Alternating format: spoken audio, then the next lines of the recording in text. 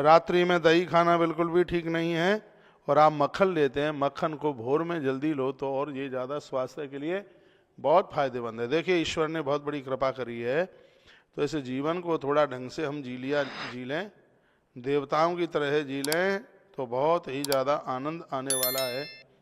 तो मैं आपको कहना चाहूँगा कि जो ग्रंथों में वर्णन किया गया, लिखा हुआ है कि तला हुआ आप जो भोजन करते हैं तो ये कई दिनों तक बास डूब करके उसको सेका है, उसको तो वह खराब नहीं होता और उसका दोष भी नहीं माना गया। जैसे आपने पूड़ी बना के रख ली है, कई दिनों तक आप उसे ले सकते हैं। आपने पराठा बना के रख लिए है, आपने मालपुआ बना करके रख लिए हैं, तो आप कितने भी बड़े परम वैष्णव हैं, कहीं आप तीर्थ यात्रा के लिए कहीं जाते हैं आप और रास्ते में आप होटलों पर नहीं खाते हैं, तो इस ग्रंथ में बड़ा अच्छा समाधान किया है। कहा गया है कि तला हुआ भोजन बना करके लेके जाइए जो कभी बासी नहीं होता, जिसको कभी कोई दोष नहीं लगता। स्पष्ट है, ये देखो श्लोक में लिखा है। हाँ, तला हुआ जो प्रसाद आप लेते हैं तो इसमें बिल्कुल किसी भी प्रकार का दोष नहीं है, ऐसा पुराणाकार वर्णन करना चाहते हैं। तो यही तो बातें हमें आपके पास तक पहुंचानी है। कहा गया तेल से बने पदार्थ, घी से बने हुए पदार्थ जो हैं तो ये दूसरे दिन भी, तीसरे दिन भी, चौथे दिन भी इनको बासा नहीं माना जाता। दाल बासी हो जाएगी, चावल बासी हो जाएगा, फुल्का बासा हो जाएगा, लेकिन आपने पराठा वगैरह ये सब चीज़ें बनाई हैं तो ये कभी बासा नहीं होता। इसीलिए पहले तीर्थों में जाते थे आचार्य जी, पहले तीर्थों में जाते थे तो घर से गुटेटा बना के ले जाते थे, मीठी पूड़ियाँ बना के लेके जाते थे, नमकीन पूड़ियाँ बना के लेके जाते थे, बाजरा की टिक्की बना के लेके जाते थे।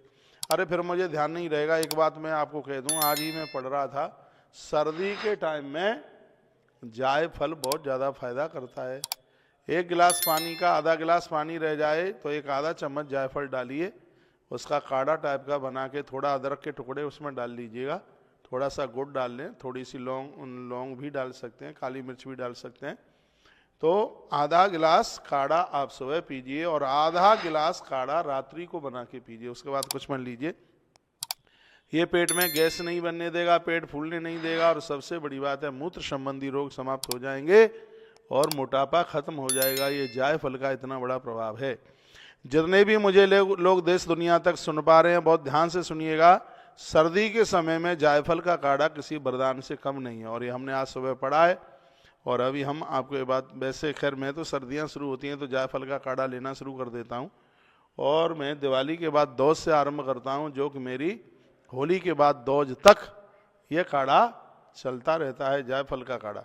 तो ये बातों को बोलते बोलते बीच में यह भी बोलना आपके स्वास्थ्य के लिए भी मेरे लिए बोलना जरूरी था, इसलिए यह बात हमने आपके बीच में। तो अपने स्वास्थ्य वगैरह का बिल्कुल ध्यान रखिएगा, ठीक है। बहुत आनंद हो रहा है। बच्चों की हाइट बढ़ाने के लिए तो उनको थोड़ा सा मक्खन भोर में दीजिए, सूर्य की किरणें निकलें तब थोड़ा सा उन्हें मक्खन चटाइए, इससे हाइट बढ़ेगी, इससे कद बढ़ेगा और चमड़ी में चमक आएगी, रौनक आएगी, बच्चों की माथे की ताकत बढ़ेगी। मक्खन का इतना बड़ा प्रभाव है।